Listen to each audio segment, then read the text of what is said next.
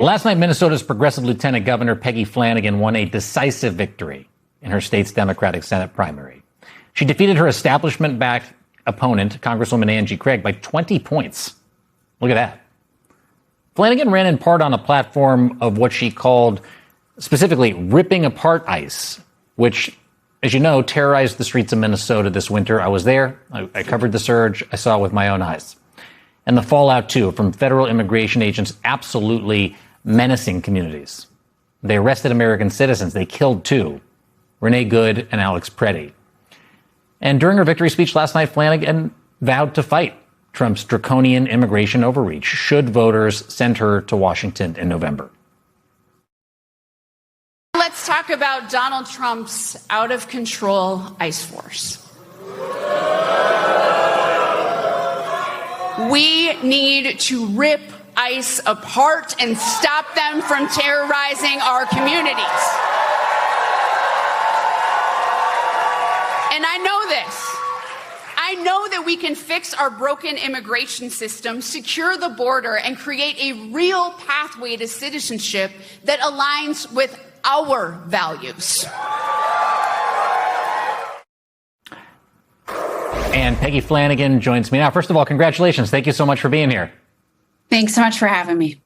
You got it. The polls, it was amazing, showed a very tight race, but you ended up winning by about 20 points. You must be feeling great.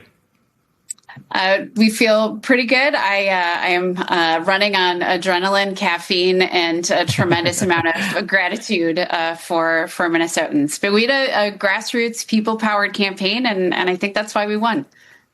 You have this platform of ripping apart are the words that you use and replacing ICE. And your opponent in this primary did not use that type of language. Do you believe that was a decisive issue in the race?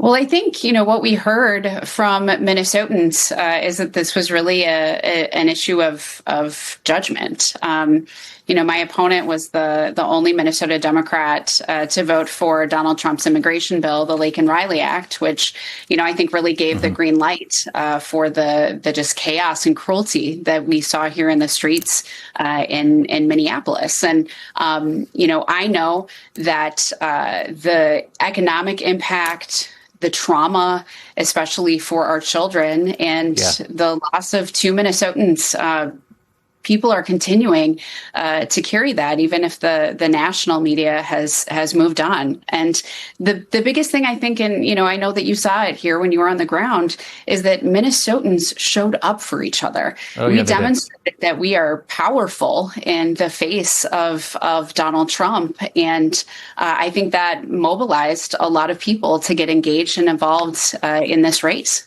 I'm curious about the language you use specifically. You say rip apart ICE, but I think you've pointedly avoided using the phrase abolish ICE. Is there a distinction there for you?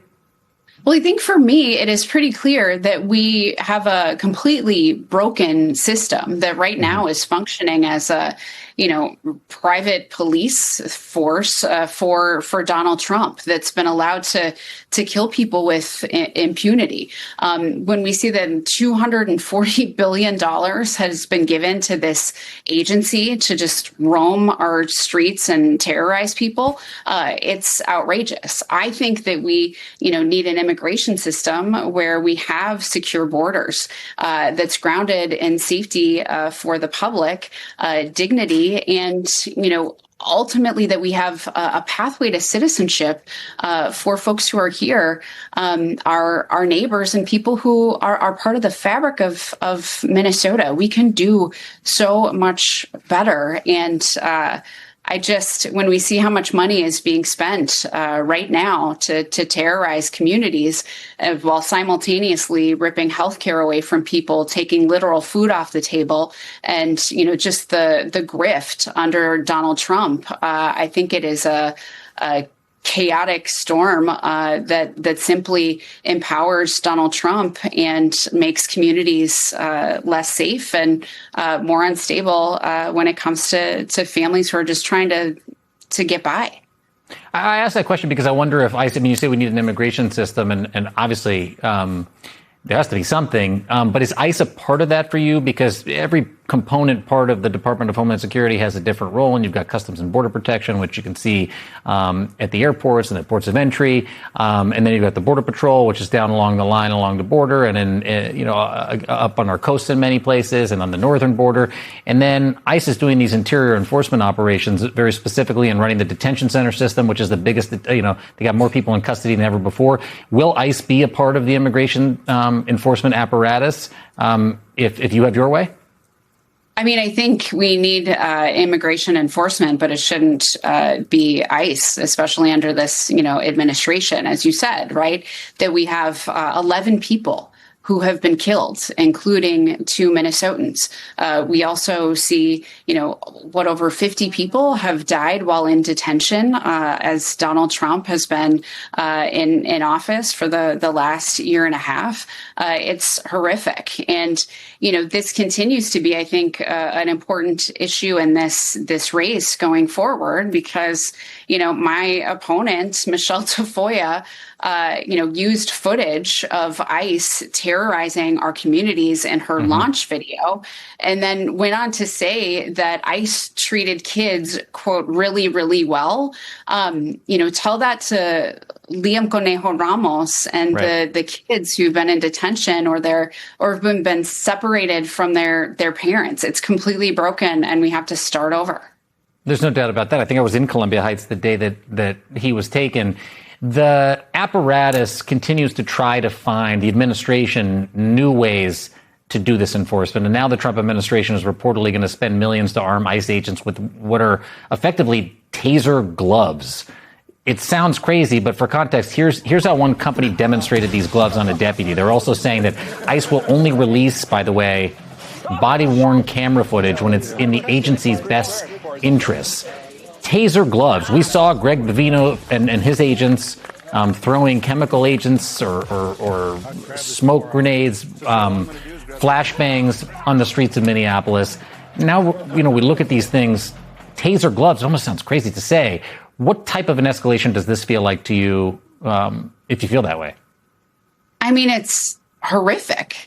Right? These are like torturous devices. And the fact that they'll only release body cam footage when it is helpful to them, come on. And I would say this, right? In Minnesota, our state patrol, they wear body cams. It is for their safety and the safety of Minnesotans. And that should be, frankly, the minimum that we should expect from these federal agents. And this is an issue, I think, that doesn't just speak to Democrats. It speaks to, Republicans, independents, and people who just, believe that we shouldn't, have a group of frankly, this lawless entity roaming our streets, causing terror. It is meant to intimidate and frighten people. It certainly does not make us more safe. And we saw that here when, and as a member of the American Indian community and the Native community, we literally had Native folks being stopped, detained, and people started wearing their tribal IDs around their necks because it was all about if you were, a person of color, if you were Black and brown, they were going to detain you. It is totally broken. Americans should be outraged. And I cannot believe that they are spending money on this when we are told that there is not enough money, right, to feed kids or seniors or make sure that people have access to health care. It's insulting. It's disgusting. And we need to hold this administration accountable. And we're going to do it. Here. There's a reason that the Republican-appointed judge who stopped the family separation policy back in 2018 said it shocked the conscience. That is exactly what it did, and it's not hard for anybody to see that. You didn't have to be on the streets of Minneapolis like I happened to be or you were. All you got to do is open your eyes. Minnesota Democratic Senate nominee Peggy Flanagan, thank you so much. Congratulations.